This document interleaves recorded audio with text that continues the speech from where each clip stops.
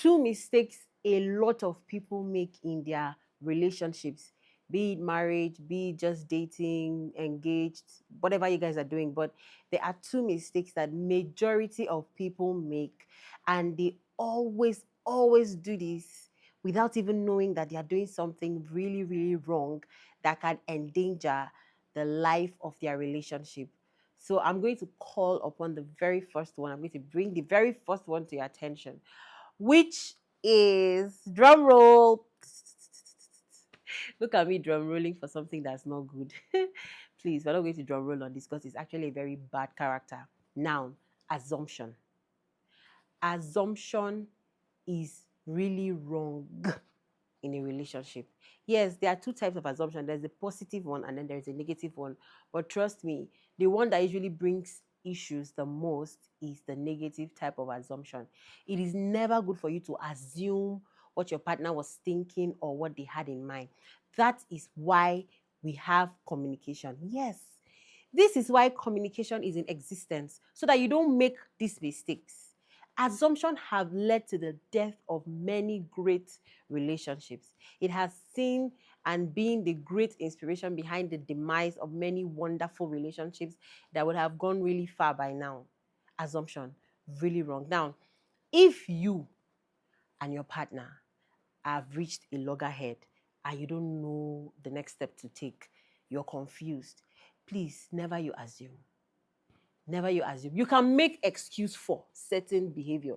Yes, this is also a healthy trait in every relationship. You can make excuse for, but don't assume. Now, let me give you the difference between making excuse for something and assuming. Take, for example, you call your partner and your partner does not pick their call. Assumption is, I am very sure that he or she is cheating. Right now, they're with another man or they're with another woman. That's why they're not picking my calls. Or, see, finish, don't enter this relationship. Kai! So this person, so there's no how they not see my call. They're always on their phone 247.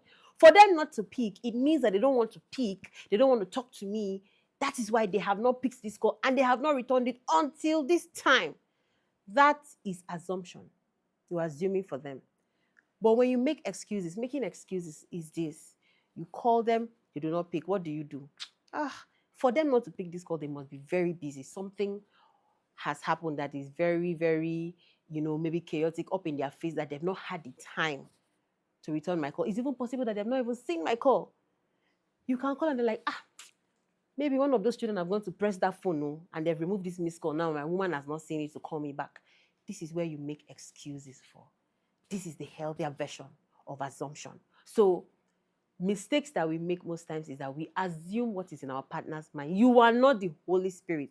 Please, as much as you would like to know what every other human being thinks, you would like to be the Holy Spirit that can hear the thoughts, and get words that are unspoken. We are just human beings. It is not in our DNA. We cannot do those things. It's actually very impossible, which is why communication was created for moments like this.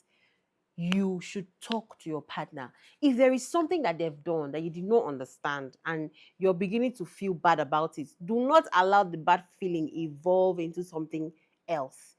As you're beginning to feel uncomfortable and bad about what has happened or what transpired, what do? You talk about it.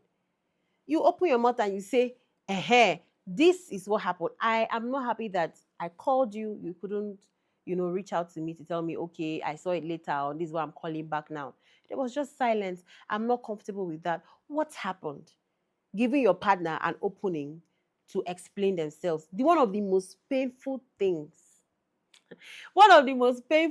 you can ever do to somebody that cares about you is not giving them a chance to explain themselves in a situation where you have misunderstood them or they feel like you are about to misunderstand them. So this is something that is very heartbreaking for a lot of people. Allow them communicate exactly what happened and why they did what they did. Don't jump to conclusion. Do not assume. This assumption I'm telling you about, it has led to death. It has led to end of relationship. It has led to a lot that could have been avoided simply by dialogue. I know you understand what I mean because you have experienced it also. You've been in a situation whereby someone got you wrongly. Even when you try to talk, they are so strong and firm in what they thought was correct that they leave you no room to even show your true heart, the true state of your heart. So you see, doing this thing is not right. And then for you, the other partner, if you have a partner that is comfortable enough, open enough to come to you and say, my darling, I'm not comfortable with this. I noticed this, and this is your reaction. I don't want to perceive it the wrong way or read the wrong meaning into this. Why did you do this? That is not the time for you to become defensive. Please, it's not taekwondo we are doing. It's not the time for you to start looking for mortal combat moves to take and block. No. They are being honest. They are showing their pain. It's not the time for you to make them feel stupid for opening up to you and showing their weakness.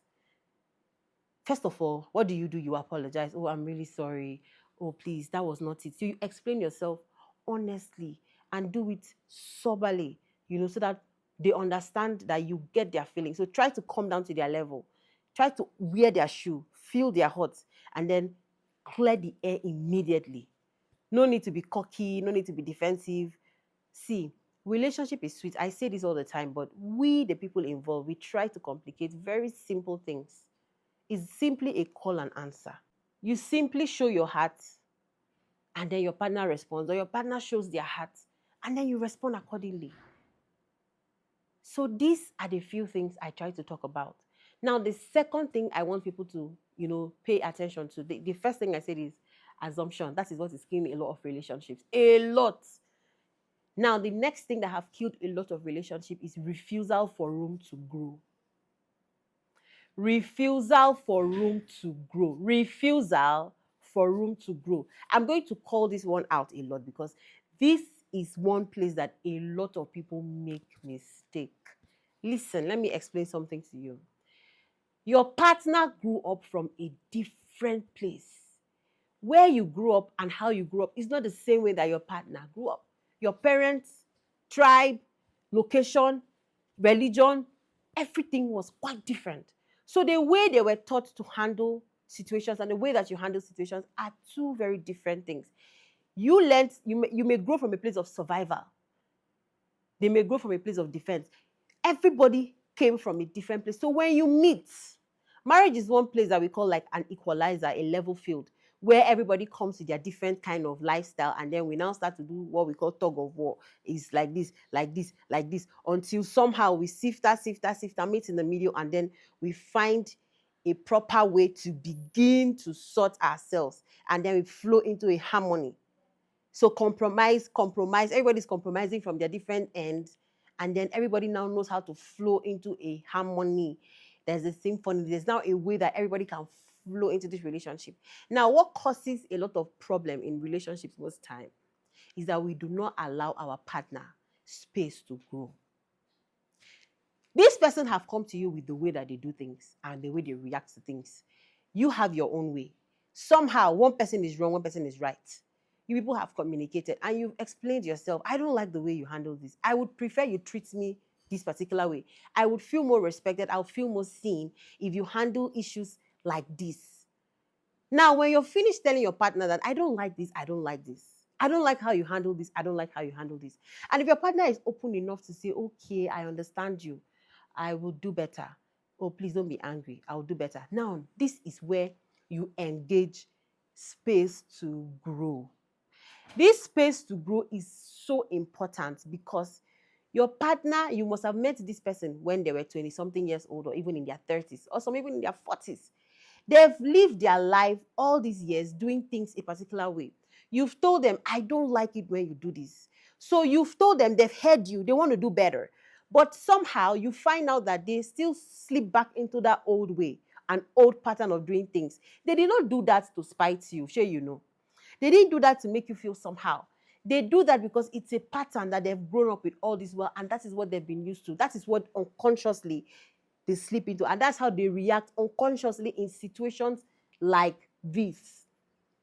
So if you've told your partner, I don't like this thing, I don't like this thing, and then you see that from the depth of their heart, they care for you, they love you, and they really want to do better in the relationship, but somehow They are still falling into their old ways. It's not the time for you to give up on them and say, I'm done. I can't do this. This is where you engage space to grow. You have to give your partner the space to grow into that person or that version that you want them to be. This is where encouragement comes in. The little they do, even if they are trying to do that, they do it just maybe 20%, 30%, and the remaining 70% they fail. Encouragement. Ah, you've tried, oh. Normal you've not even put this kind of effort, but you've tried it. Oh, I'm so proud of you. You're trying. I know it's not easy, but trust me, I know you can do it. So that is where you encourage them. You don't put them down, you don't get so angry, you don't talk them down, you don't cut them off, you enter into silence. There are many things you can do to mess their head up. And when you do this, it doesn't give them the motivation to even become the person that you want them to be.